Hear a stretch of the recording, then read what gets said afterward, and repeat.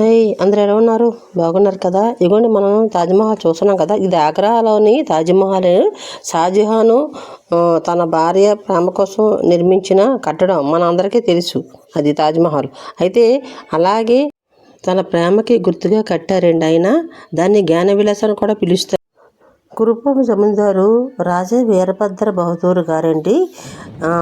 తనకి తర్వాత అనకాపల్లి జమీందారు కోడి నారాయణ రాజు గారి రెండవ కుమార్తె వంటి రాణి లక్ష్మీ నరసయ్యమ్మ గారికి వివాహం జరిగిందండి. వివాహం జరిగిన అనంతరం 7 సంవత్సరాలకి ఆవిడ చనిపోవడం జరిగింది.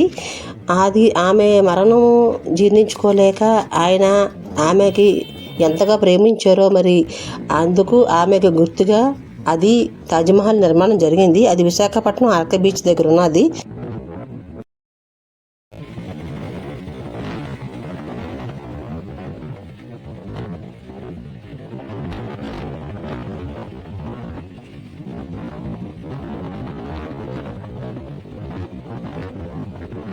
మనం ఇప్పుడు అక్కడికే వెళ్తున్నామండి. మీరు చూస్తున్నారు కదా, ప్రజెంట్ బీచ్ చాలా అందంగా ఉంది కదా.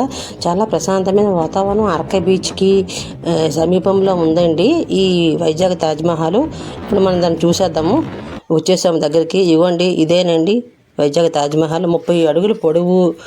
ఈ కట్టడం కూడా అద్భుతమండి. యూరోపియన్, రాజస్థాన్, బెంగాల్, ఆంధ్ర, ఒరిస్సా వారి సైడ్లో డిజైనింగ్ చేశారండి. ప్రముఖ చిత్రకారుడు అయినటువంటి రవికుమారావు గారిచే ఆమె చిత్రపటాన్ని గీయించి ఇందులో ప్రతిష్ఠించారు.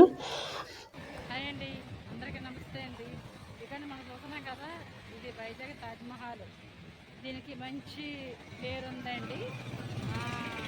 ప్రేమకి పూర్తిగా 120 సంవత్సరాల క్రితం నిర్మించిన కట్టడం అండి ఇది నాకు వీడియో పెట్టమని చెప్పేసి కాకినాడ నుంచి నాకు లింక్ పంపించారండి.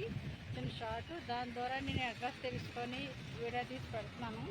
మీరు కూడా చూసేయండి, ఓకేనండి? చూసారు కదా. థ్యాంక్ యూ వెరీ మచ్ అండి. అందరూ లైక్ చేయండి, షేర్ చేయండి, సబ్స్క్రైబ్ చేయండి మర్చిపోకండి.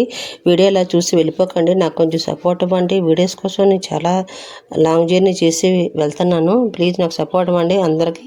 థ్యాంక్ యూ వెరీ మచ్ అండి.